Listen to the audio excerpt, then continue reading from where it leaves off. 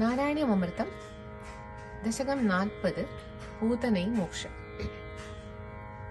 കംസനിൻ സേവകി പൊല്ലാറക്കി பூதனை என்பாள் அம்ச உருவினள் அப்சரசு என வேடம் புனைந்து கோகுலம் வர சொர்ண விக்கிரகம் போன்ற உன்னை அள்ளி எடுத்து மடியில் கிடத்தி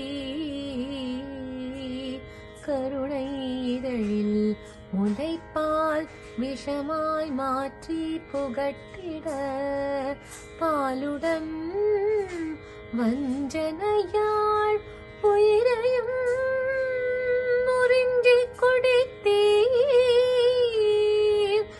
மாலே மணிவண்ணா. பூதனை மோட்சம் அளித்த மலர் மன்னனே,